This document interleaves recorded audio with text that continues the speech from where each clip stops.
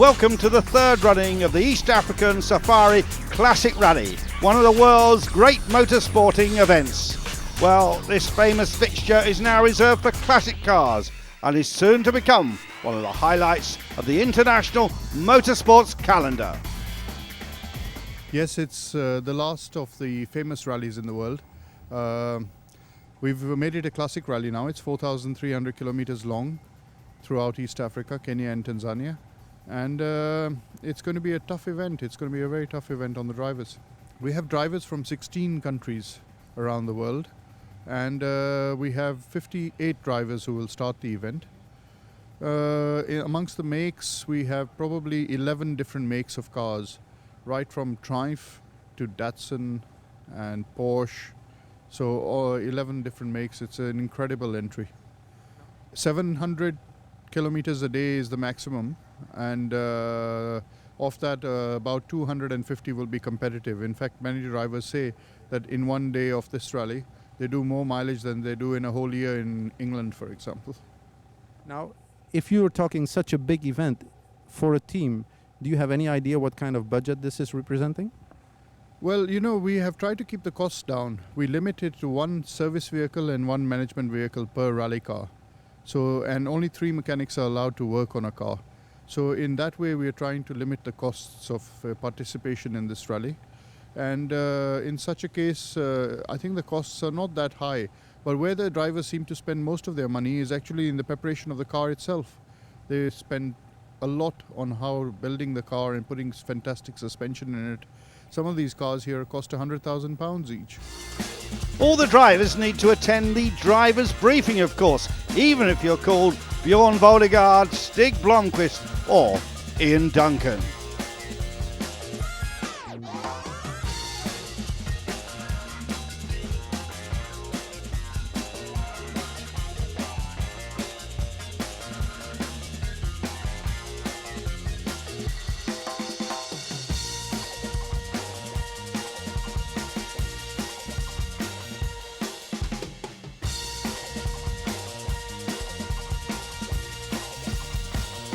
Then it's off to Mombasa for the ceremonial start, where drivers are welcomed as stars, especially if they're previous winners of the Safari Rally, like Bjorn Voldegaard. So now, 36 years later, you're again in a favorite role, huh? It feels strange, but maybe that is true. And I have a lot of things to live up to, what is maybe not possible, because it's now, this year, it's 30 years ago since I won it the first time with the Ford Escort.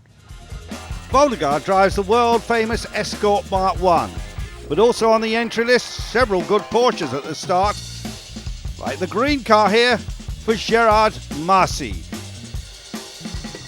Gérard, on vous met dans une rôle de Gerard, favori ici, you've hein? been labelled as one of the big favourites J'aime here. pas trop parce que c'est plutôt la passion. Yes, I don't like that very much. I'm just here for the passion. I don't want to talk about the finish. All I can say is I'm very lucky to be taking part here in Africa for the first time. C'est une vraie passion, c'est un vrai plaisir qu'on se fait et on a énormément de chance de pouvoir faire ce genre de rallye.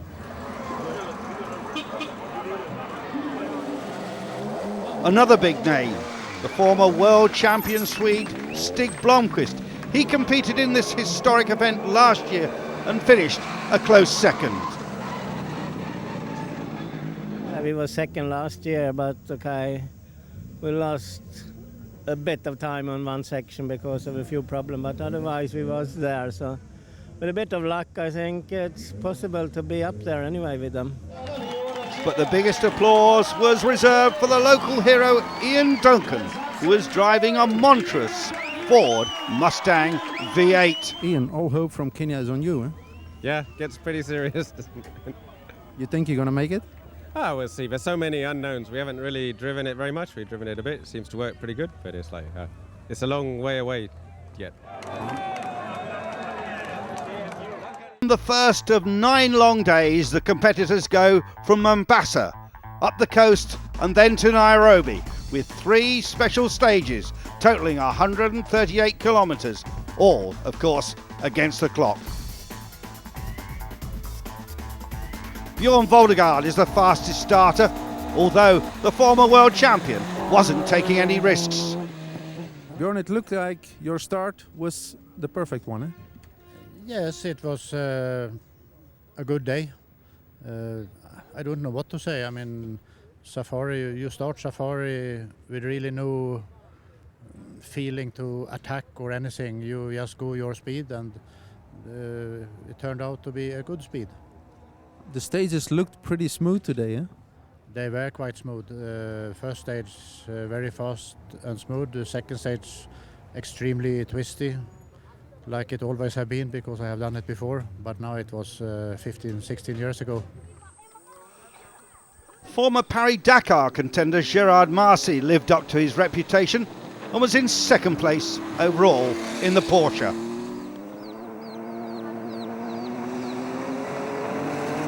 On était à 2 secondes de Val-de-Garde. We were 2 seconds behind Bjorn Voldegaard, but then we realised we're driving a heavy car, especially in the tough sections. The Ford, which I drove last year, is 650 kilos. Our Porsche weighs 1,300.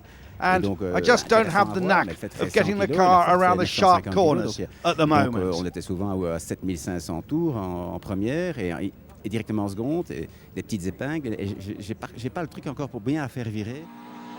Stig Blomqvist is in third place after a tough day through the tighter hills. To a T left 80. And T left plus long. Stig's co-driver is the Venezuelan, Anagoni. Stig is nearly 4 minutes behind Bjorn Voldegaard. Stig chose wider tyres for the first section, which proved to be more than 20 seconds slower than Voldegaard, who was running the narrower Pirellis. And a bent steering arm in the Titus did not help the Swedes' cause. Fourth place overall, and the best local driver is Ian Duncan in the formidable Ford Mustang. He'd kept the leading three in sight and was lying a minute and a half behind them.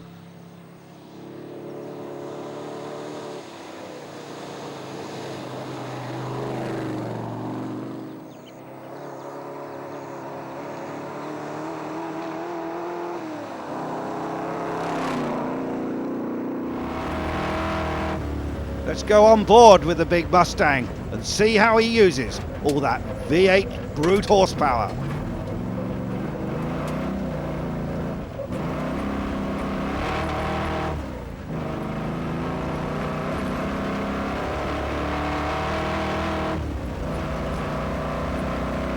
So Ian, was the car running as expected? Yeah, it's okay. It's still going. It's quite hard work in the tighter hills, which we didn't think it'd be quite that bad. But yeah, it's still going. We got here. How much percentage did you drive today? We started off quite slowly, but at the end, like okay, that Afi River stage I know a little bit, so at least we can go a bit quicker there. So Is it fun with the big V8? yeah, on the open roads it's fun. On the tight Mickey Mouse things, no, it's not so much fun. The yellow Porsche of Britain's Jeff Fielding, a Safari novice, and he was running inside the top 10, and that was despite a problem with a broken drive shaft. But fortunately that occurred on a road section where service was allowed and he was able to change it. The first 10 cars were covered by a mere 12 seconds on this opening day, which suggests as this tough rally moves into the second day of the longest stages in the Rift Valley, the result could be very close indeed. Frenchman Frederick Dorr hit something in the Titus and broke his Porsche's steering rack. He was lucky to limp out of the stage with a loss of only a few minutes and hung on to 5th place overall. Britain's Ian Freestone caught Steve Perez on both the first and second sections and had to suffer a little bit in the dust from the big Datsun. Then they took a wrong turning on the short Athi River section, losing 4 minutes.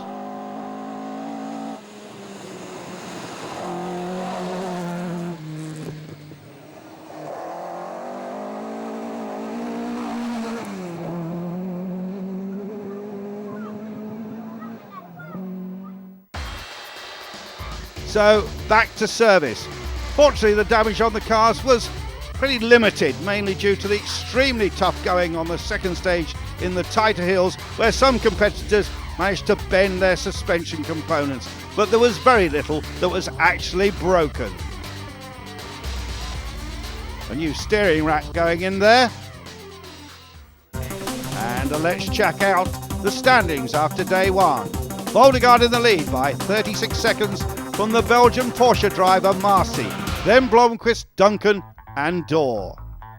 On day two, the rally heads from Nairobi to Naivasha with 3 stages of 180 kilometres, all against the clock. It's absolutely classic safari territory. And it only took 10 kilometres on the first competitive section for the leaderboard to change. Yes, unfortunately, the first stage out of Nairobi, let's say the one stage I knew better than anything in Kenya, I had a flat tire. Voldegaard and his co-driver son Matthias changed the wheel quickly and were just ready to continue when Gerard Marcy swept by in the Porsche. For the rest of the section, some 40 kilometres, Voldegaard had to stay behind in the dust and then lost the lead to Marcy. On the next section, Voldegaard had another puncture. Meanwhile, for Marcy, taking the lead was a mixed blessing. He did not have to worry about dust from the rally cars in front, as he was first car on the road, but he did have encounters with 2 goats, a sheep and a taxi, but didn't have any punctures, unlike Stig Blomqvist. Stig, in the David Sutton prepared Escort, dropped down to 4th place. A couple of punctures. In the stages, so you had to change them? We have to stop and change. So that's. In the first puncture, we lost the rear brakes because the rim took the brake pipe off. So problems then for Blomqvist, which promoted Ian Duncan to 3rd place in the big Mustang. The local hero had taken fastest time on the first section, but then he too was hit with punctures, this time 2 on the same stage. As with Blomqvist, the effect was to loosen his brake coupling, which meant he lost almost 20 minutes in the section and then had to work hard in service to get the car roadworthy again. So Duncan dropped down to 8th place at the end of day 2. The problems that beset Blomqvist and Duncan promoted Frederick Dorr in the Porsche into 3rd place overall. A good result for the former French gravel rally champion. The steering became loose on the Porsche during the last section, so I had to slow down. There was still a problem from yesterday with the way it was fixed. We lost about 4 minutes, so as far as I'm concerned, that's not too bad.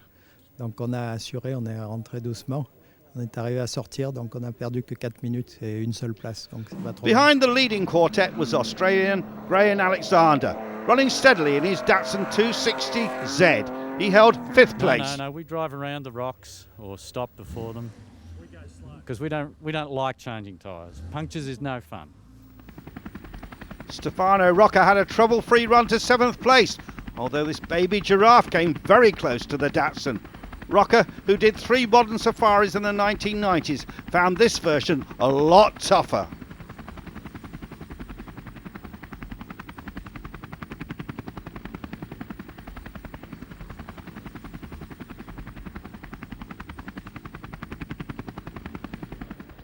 Bo Axelson retired his Ford Escort in the first section with a broken rear axle. The inner end of the half shaft broke inside the differential and then exploded.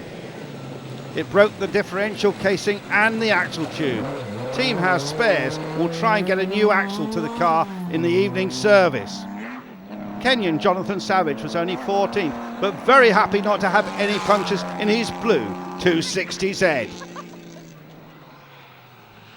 Jeff Bell in his Datsun 180B had a problem with the steering box that became loose, and he was only 15th in this second day of the rally.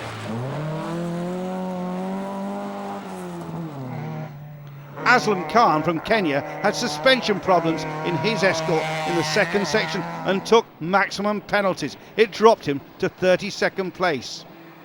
The yellow Escort of Ian Freestone rolled in the first competitive section, and although they got the car going again and it was in working conditions, after examination by the scrutineers, it was decided it would not restart. The crew, however, was unhurt.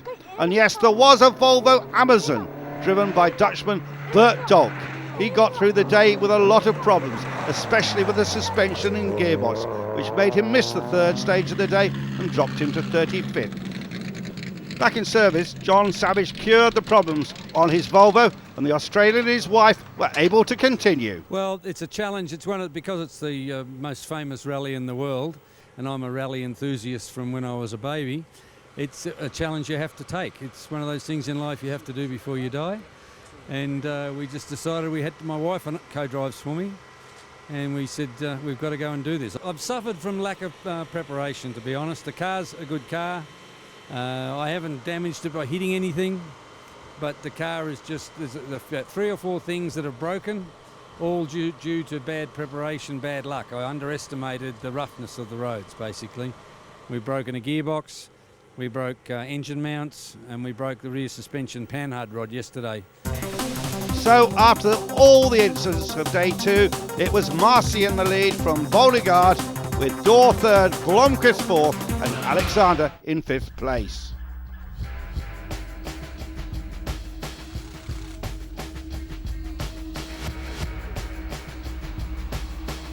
Francis Tuthill's crew were taking good care of the Porsches. They had 2 cars in the top 3.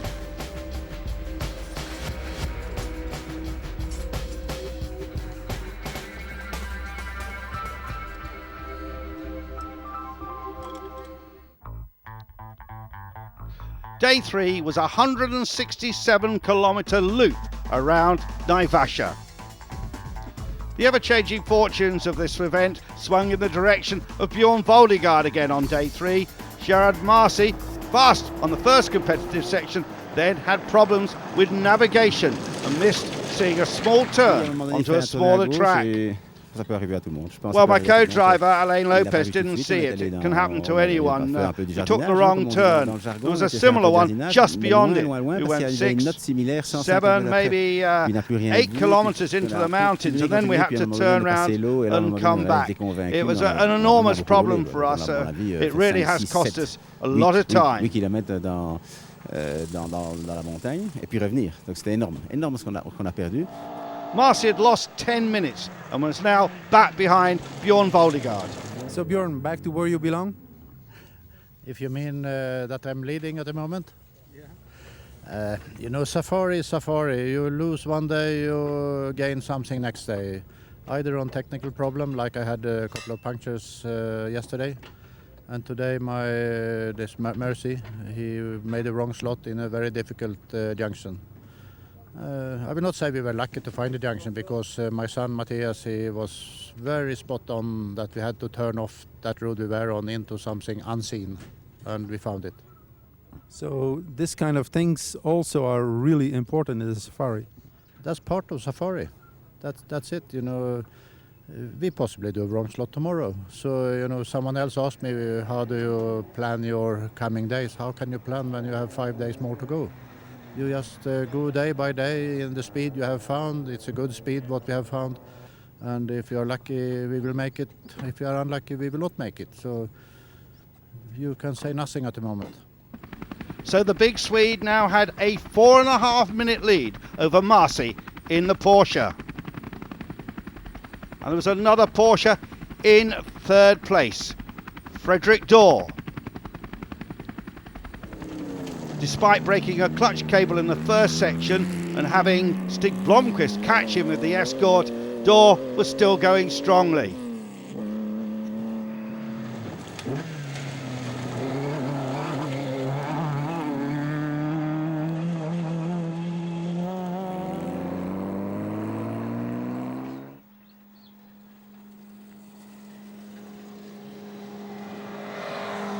The route past the equator at an altitude of 5,718, but there was not much time for a souvenir picture. David Ogg and Rob Gammersworthy had the courage to take a Ford Falcon from Australia, but the old lady suffered a lot in the heat and they were down in 43rd spot and also held up by the local wildlife. The extremely competitive Australian Datsun of Graham Alexander was caught out by a large-sized hole shortly after the end of the second section. The impact ripped a lot of the front suspension out, and they dropped outside the top 20. Also in problems, Steve Perez in the Datsun. It looks like you have a story. Yeah, we do. We've broke the rear axle beam in this last stage, and then we've had to strap it up. In Africa, you need one of these to strap up your back axle. We've had to drive about 120 miles on some really rough roads. I'm amazed the axle stayed on just by tying it on with something like that. But they're now going to change it. We also broke a rear shock curve. It's the second one we've broken, but we're just braking the car. Biggest news of the day, the fact that Stefano Rocca, the best local driver, had rolled his Datsun 260Z. Looks like you had a small accident. A small accident, unfortunately. We rolled, so at a very slow speed. I couldn't see. I was in the dust of the car in front of me, a yellow Porsche, and I was, instead of just backing off and slow down, I couldn't see a rock. I hit it.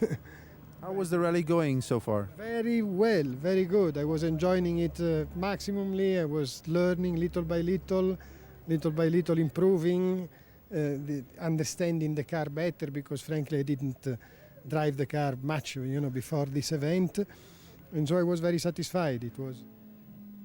The escort of Britain, Neil McGrigor, already had several problems during the rally. They had a misunderstanding at one of the corners, and it was much tighter than they thought. The result, 2 tyres and 2 rims written off. In the second section, they got stuck in the same waterhole that claimed their teammates, Bennett and Chesser, and they had to dry out the electrics. In the same section, the back brake pipe was ripped out, and they had to do the last section with no rear brakes. Still, they are in 28th position. The Mitsubishi Colt of local Minesh Rathod found the going hard. He was in 33rd place at the end of day 3. The brakes on the 260Z of Peter Harlan developed a problem on the second section. The pedal box rod had worked loose and the pedal became longer and longer. He was just outside the top 20. And Larry Horn had a disastrous day, losing a lot of time, but recovered well on day 3 to 27th overall in the blue Datsun 260Z.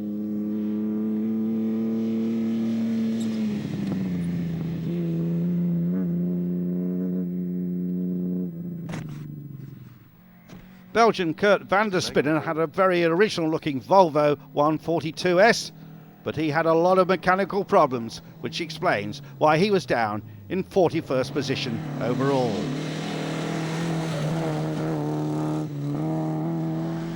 Back in service, the leaders were discussing how to prepare for the next grueling stages, and the Swan couple were there too.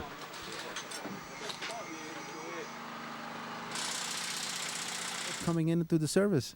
Yes, looks are deceiving though. I think we're in the bottom 5 in the event. My electrician in preparation had wired it up in reverse. So when we were going forward, it was trying to blow wind forward.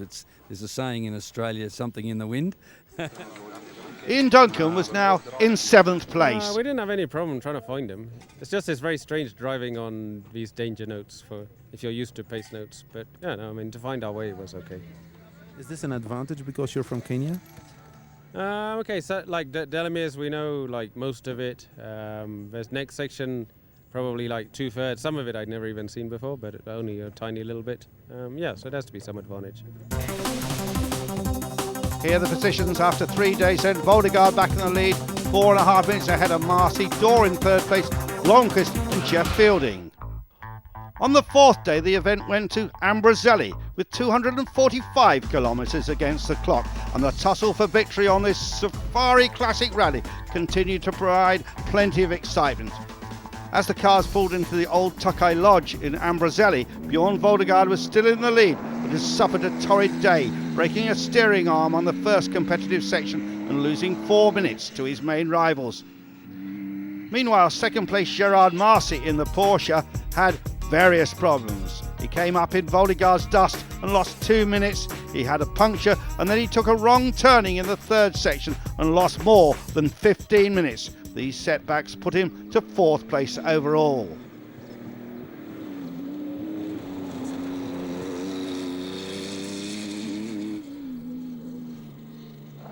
But it wasn't an easy day for the leader, Bjorn Voldegaard. He suffered different problems in each of the 3 competitive sections. A broken steering ball joint, the loss of 4th gear, and then on the last of the sections, Bjorn, a puncture. One of the difficult days today? Yes, I said yesterday, yesterday was a good day for me. The day before that was not too good. And so far it's like that. You gain something and you lose something. And today I lost a lot because I broke a ball joint in the front, so I had a front wheel flipping on its own for 30 kilometers on the first stage. Stig Blomqvist set fastest time on the last section by 1.5 minutes and second fastest times on the other 2 sections. He and his co-driver got out of the Ford Escort looking Stig, fresh. was it an easy or a difficult day for you? No, for me it's been, okay, it's never easy in Africa, but it's been a good day. Everything has been working, the car has been fine, and everything has been going okay. So if you're in second position at this moment, it looks like it's not over yet, huh? No, it's not, because in Africa it's never over until the last day, because everything can happen. Frederick Dorr still in 3rd place, but he had a very narrow escape. At the corner Burundi service, the 2 halves of the service crew each thought the other had put 80 litres of petrol into the car, but they hadn't. Dorr thought the gauge looked faulty, so he said put in another 20 litres. In fact, that was all the fuel he had in the car, and he ran out, approaching the end of the second section. He was able to just make it and then had to push the car out of the control. Still in 5th overall, despite its first taste of serious problems, the Jeff Fielding Porsche. Even 11 minutes of road penalties to fix a steering problem did not drop him behind John Lloyd, seen here in his Datsun 240Z. Lloyd suffered his first mechanical problems of the event in Mike Kirkland's old Datsun 240. And Steve Perez had now reset the suspension on his Datsun, softened it up. Then they worked on the rear end using some parts from Stefano Rocca's car. Perez, who liked Fielding as a driver who was enjoying his first safari, was a minute ahead of the similar Datsun of Jonathan Savage. Saddest story of the day, though, was Ian Duncan. He set fastest times on the first 2 sections, taking a total of 2 minutes out of the second fastest man on both. But then the Ford Mustang's gearbox broke on the 3rd section. Even though his service crew could fix the problem, he dropped back considerably in the classification and eventually retired at the rest day.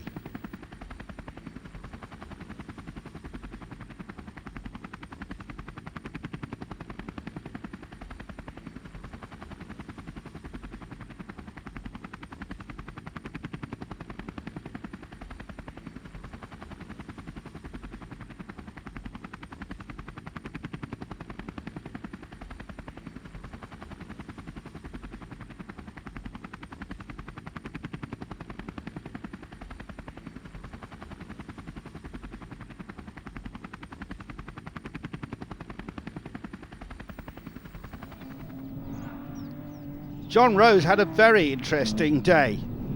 At one stage he had to borrow a motocross bike to go up a hill so he could get a signal on his mobile phone so he could warn his crew that the prop shaft had broken. Then he borrowed the bike to go and get a spare part which his co-driver fitted. It's interesting to note that John was Kenyan motocross champion back in 1970 and still rides in enduros to keep fit for his rallying.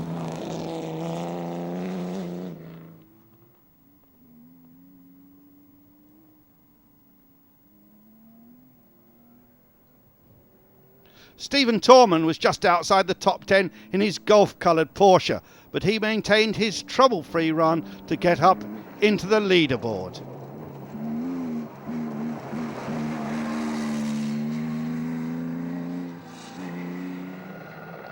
So let's check out the results at the end of day 4. Swedes in Ford Escorts, first and second. Voldegaard 9.5 minutes ahead of Blomqvist. Then the 3 Porsches of Dorr, Marcy and Britain's Fielding. Now, at last, there was time for some well-deserved rest, an opportunity to look at Kenya's spectacular wildlife.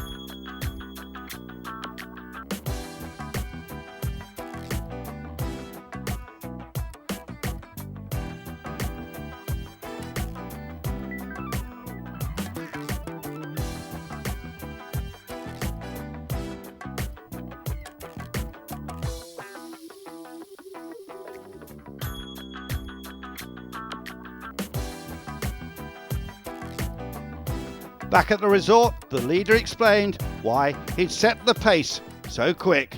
Bjorn, when we see you going over the stages, I think with this car at so many years ago it would not have been possible. What is different on this car now? I think we were very fast in the old days too, but you can take the jumps a bit faster, because the only thing who has improved enormously is the suspension, because even for these old cars they allow the up-to-date suspension. Can we say that this suspension is close to a WRC suspension? Not far off, very close. So this is an expensive tool in the whole car then? You know, historic rallies is also expensive. Not as much as WRC, but it's not cheap at all. In the Tuthill camp, the Porsches are being fettled for the coming days. Frederick Dorr is checking whether he still has a special tool in his car. Frédéric, on voit que tu as un outil spécial dans la voiture là. Frederick, we see that you have a special tool. Yes, the machete. It's useful when you get lost and can't turn round because of the branches and the thorns, which might just cause you a puncture. So with that machete, I can cut them back. It's very useful to put some dead wood over mud to avoid getting stuck as well, because we can't carry some sand plates in our car. And even the service crews need their cars checking. Some even get them taken completely to pieces. Are you sure you're going to get everything together this evening? Well, we've got quite a bit of time. We managed to change the struts yesterday in a couple of hours, so yeah, I will get it all ready. What is the problem, or is it just checking up everything? Yeah, basically it's a long event. We've done quite a lot of hard rallying up to now, and yeah, it's a good opportunity just to change everything, check all the bushes, put it all back together again, and hope it gets us to the end. And the Ford Capri of Richard Martin Hurst also needs some major repairs. It's been rough, and we've bent a few things and cracked a few things, but nothing too serious. And today's a chance to put it back right again. When did it happen, and what happened exactly? There's nothing really huge or significant. We've bent a couple of rims. We've cracked one of the auxiliary cross members, and we're just about to weld that. But the rest of it's good. But perhaps the most difficult task was trying to keep cool in the African heat. And in the Datsun camp, the mood was very positive. How's your rally going so far? Everything's gone very well. The cars have given no trouble. The only problems we've had have been when we've hit things and bent the steering. Roddy in car 33 bent his steering the day before yesterday, and I hit a bank and destroyed a tree yesterday in the last 2 kilometers from the end. Other than that, we've had very little trouble. The Belgian Volvo was still running too, after some major repairs. We lost some power along the way because we didn't have enough compression in the engine. We've revised the engine out in the middle of nowhere, put 4 new valves into it, and now we're driving again. It's quite extraordinary. Beslist om de motor open te doen, gezien dat de segmenten kapot waren van de pistons. Dus servicejongens hebben heel hard gewerkt gedurende een uur of 7, 8 om eigenlijk een revisie van de motor te doen daar in the middle of nowhere, onder een afdekje van een benzinestation. Dat is gelukt. De motor volledig 4 nieuwe pistons gestoken. En sindsdien zijn we terug aan het rijden. Joginder Singh, the first man to win the Safari 3 times, is still appreciated for his input. We komen eigenlijk van de ene verrassing in de ander. Well, it's one surprise after another, says Dutchman Bert Dolk. This is a fantastic rally. The most beautiful I've ever driven anywhere in the world. I've learned that technical preparation is absolutely the key to have a good result here on the Safari. Back to the stages now, and day 6. This time it's 168 kilometres against the clock towards the tighter hills.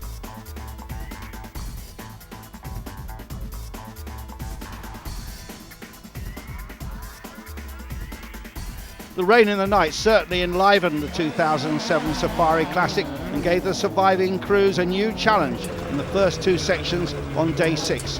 On the first, Bjorn Voldegaard, as the overnight leader, opened the road for the other cars, and he suffered most on the soft, slippery conditions and was caught and passed by his teammate Stig Blomqvist towards the end of the section.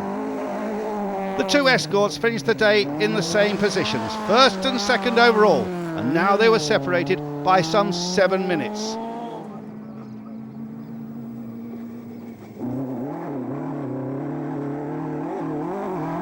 Behind them, the true pace setter was Porsche driver Gerard Mercy, who took fastest time on the first and third sections and consequently closed the gap up slightly to the third place man Frederic Dorr in his Porsche. The Frenchman was even passed by the Belgian on the first section.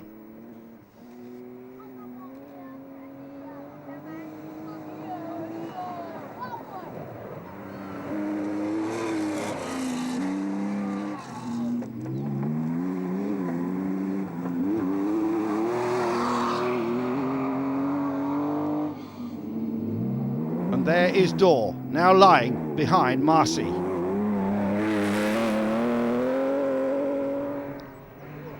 Fifth, still Jeff Fielding's Porsche, a car built specially for this event by the Tuthill Group, and he had a comfortable gap between him and John Lloyd's Datsun.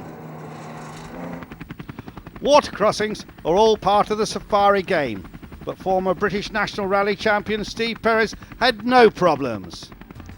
After the rest day, the 260Z is now running with a new rear suspension part from Stefano Rocco's 260Z. Perez has moved up to 7th place. But here's a Z in problems. It's John Lloyd, the first casualty of the river crossing in the second section.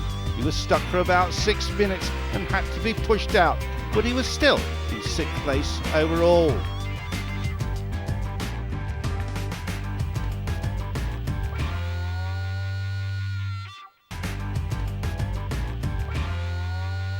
The general feeling from the crews with the muddy sections had been great fun, not too rough and not too much chance of getting stuck, while all the sections had been much smoother than the previous day. John Rose got some much needed service from the crew in the chase car and was able to continue, like Keith Callaghan in his Ford Escort. And it actually felt pretty good, and then it was just like... There's the Australian, Callaghan.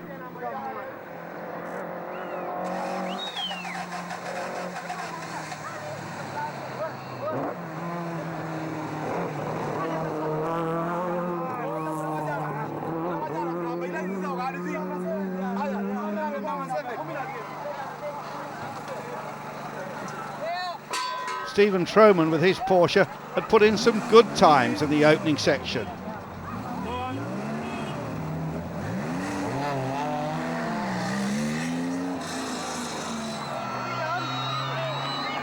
Paul-Eric Jarry in 8th place overall was running with the windows open because he had a rather nasty smell of petrol in the car.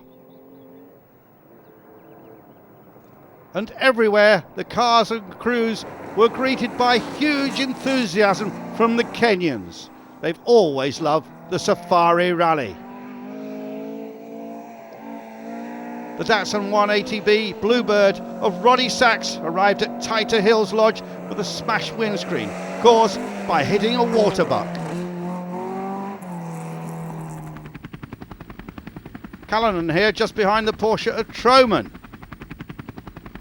Troman pulls to the left and starts to get bogged down in the mud. And a little later on the section, Troman crashed, fortunately without injury, but his car was badly damaged.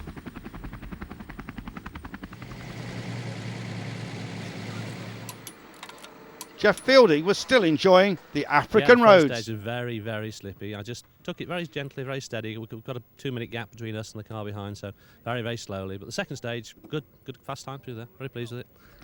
Fielding used to run a fleet of car transporters and also founded the rally preparation business, which became known as RED and had a lot of success on international rallies. So, day 6, Voldegaard in the lead by 7 minutes from his fellow Swede, then Dorr, Marcy and Fielding in the trio of Porsches. Day 7 would be 192 kilometres against the clock and take the cars across the border into Tanzania. And apparently for 2009, the Classic will go even further to Rwanda as well.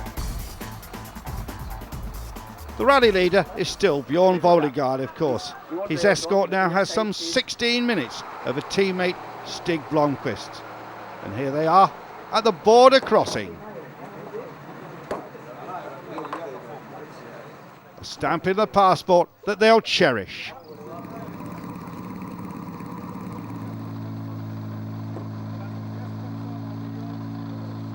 There's Voldegaard, and of course his son co-driving for him. The number 1 escort, prepared by David Sutton's organisation in the UK.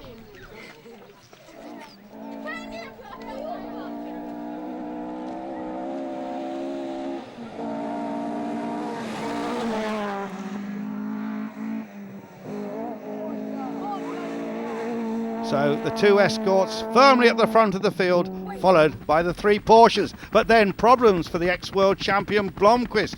It caused quite a shake-up on this 7th day. His Ford Escort broke a half shaft in the first competitive section and he took a maximum penalty. Once the car was fixed, however, he soon bounced back to set 3rd fastest time on the long 2nd section. But he had dropped well down the field.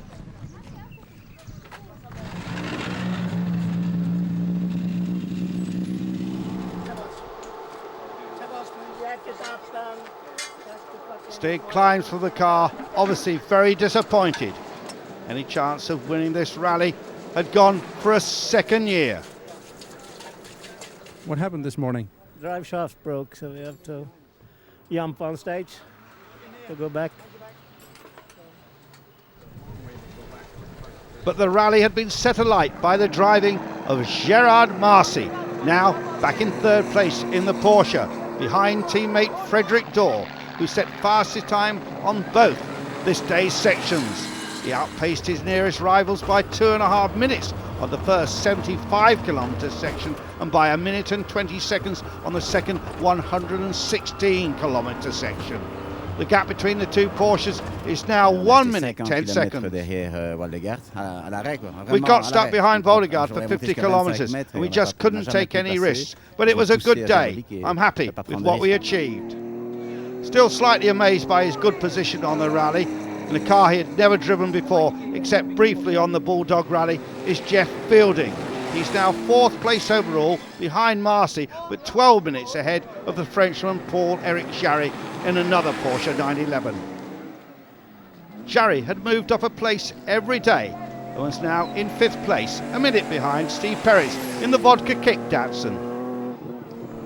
Another Briton, John Lloyd, had fallen back with his Datsun, having had problems with a puncture on the start line of the first section. He had to change it in the section and then went off the road and also had a broken fan belt. There were no local drivers left in the top 10 after Jonathan Savage had had problems with his Datsun some 4 kilometres from the end of the 2nd section. The crew were unhurt, fortunately, but the car was badly damaged, as you can see.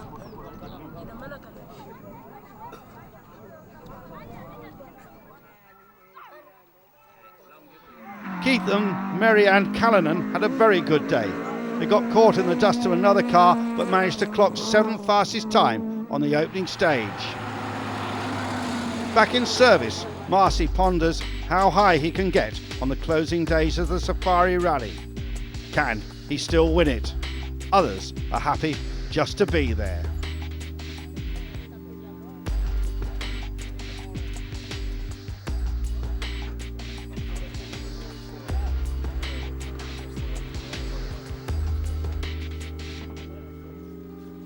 Lots of work then in the service park.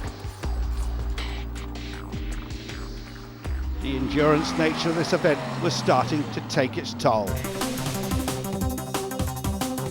But it was still Voldegaard in the lead from Dorr, Marcy, Fielding and Jarry. 1-4 and then 4 Porsches. But this event had a real sting in the tail. A 154-kilometre competitive section which proved every bit a harder test as had been predicted. Even the leader Bjorn Voldegaard found his Ford Escort was capable of giving problems. He had to drive practically the whole section with no clutch and then had a steering problem caused by a loose steering rack. Behind him, Gerard Marcy took fastest time on the section with his Porsche and not only overtook Frederick Dorr's Porsche on that section but also passed him for second place in the rally overall. But even he was not destined to finish the day without problems, as a puncture on the second section saw him record a time 3 minutes slower than Voldegaard. Thus the gap between first and second place remained at just over quarter of an hour. The main difficulty was this river crossing. The rear engine Porsche got through on sheer power and thanks to its excellent traction. But as you can see, it was struggling pretty hard.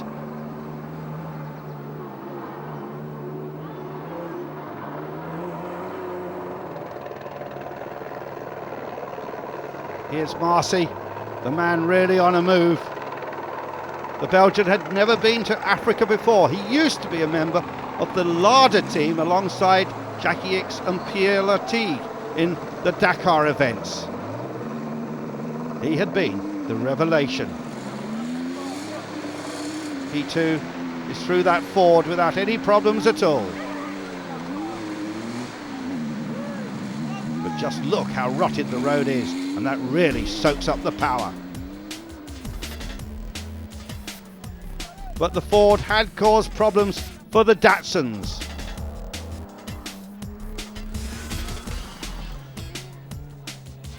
Canagan took the better road on the left, but those who went to the right found it was a really tricky crossing.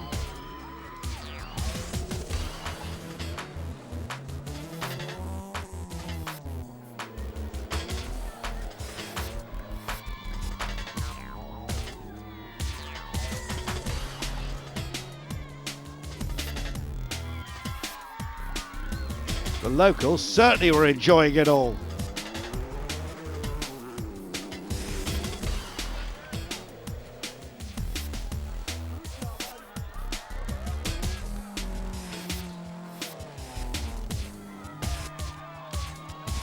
Some drivers certainly have the technique, including the man here in his BMW.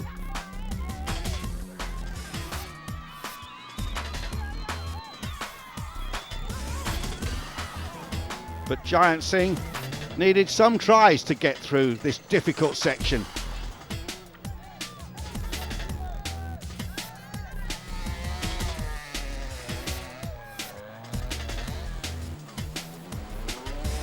There's Martin Hurst in the South African built Ford Capri with a V8 engine in the front.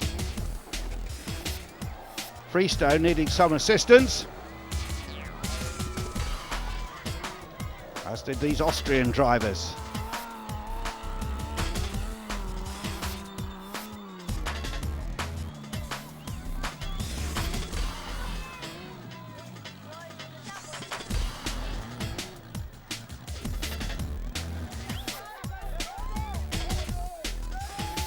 Just look at this and then remember how easy the Porsche drivers found it.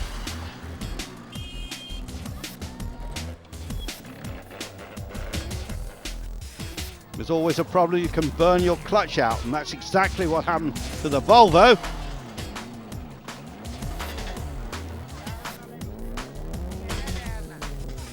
Jeremy Bennett in 11th place, and he had to be tugged out of the hole.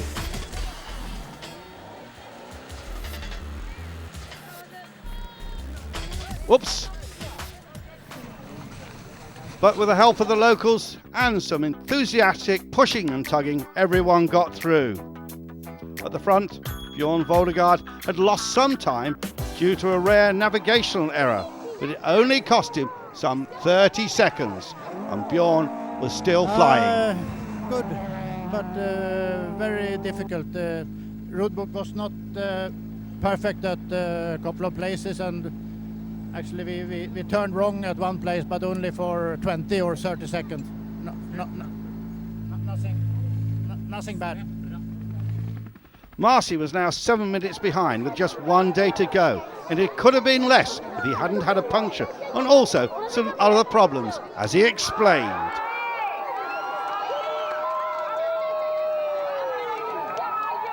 Après un bus assez longtemps dans un moment We came across some cows, the first we'd seen all week. We'd taken 3.5 minutes out of Bjorn Voldegaard, but then we lost 3 minutes due to a puncture just before the end of the stage. So it's been a tough day. 15 km ici, on a essayé de terminer comme ça, il n'y avait pas moyen. Donc on a réparé le pneu, quoi, mais c'était bien. Here are the results. 1 day to go. Bjordegaard in the lead by some 17 minutes from Marcy, Dorr, Fielding and Jarry. The final day then. The cars heading back towards Mombasa. Still 148 kilometres of competitive section.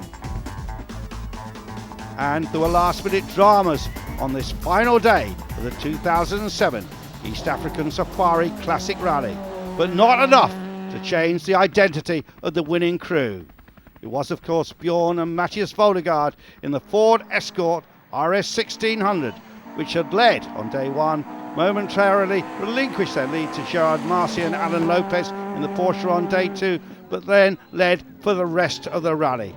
The ex-world champion, already of course a 4 times winner of the original Safari, it was quite an emotional occasion because it had been 30 years since he first won the legendary event. Frederick Dorr became the surprise second in the results, some 30 minutes behind Bjorn Voldegaard, and third was Jeff Fielding in another Porsche. Yet another Porsche 911, that of Paul-Eric Jarry, was fifth, and Stig Blomqvist took 6th place after he'd been through all those troubles. Another retirement had been Steve Perez. He had crashed heavily in his Datsun and was briefly taken to hospital. But what happened to Gerard Marcy? He struck problems in the second section, the infamous Zumbara Mountains, where he hit a rocky bank and broke his front suspension. He tried to drive out of the stage, but failed. Thus, he had to wait for all the other competitors to finish the section and then for his service crew to drive in to find the Porsche. Fellow Belgian Albert Michels brings the bad news. He's stuck 1 kilometre before the end of a difficult section. Catastrophic. We tried to help him, but he sent us on our way because there's nothing we could do for him. It's probably a problem in the front end. He had nearly finished the rally. So Bjorn Voldegaard took an emotional victory. Another Safari victory. How many do you have already? It's the 5th one, but you can win another one because you never get used to it. It's a fantastic feeling today. Really, it's I can't really show how happy I am because it's this jubilee, 30 years since I won first time, and then to bring your son and win it with him, it's bigger than you can believe. Now, the competition in the beginning was really very hard. It looked like you were not going to make it against the Porsches. It has been a very fast rally and a fast drive. But Safari is a lot about tactic. Sometimes you have to build up something and you have to protect it. And if you lose that, you have to start it all over again. So I don't know how to describe it. The competition, especially from Mercy, it was fantastic. And I'm a bit sorry for him that he lost it at the end, but not to win, but he made a mistake on the last stage, what I understand. But it has been a great rally. You're going to be back here? You know, when I came to the finish line, I said maybe not, but now after 10 minutes, yes. Let's look at those final results. Voldegaard the winner by 30 minutes from Frederick Dorr. Jeff Fielding a great 3rd place on his Safari debut, and Marcy dropped to 4th place. Well, time for the champagne to be sprayed by Bjorn Voldegaard and his co-driving son. but everyone who finished this fabulous event was most certainly a winner. It was an absolutely classic event. So next year, let's see you again on the East African Safari Classic Rally.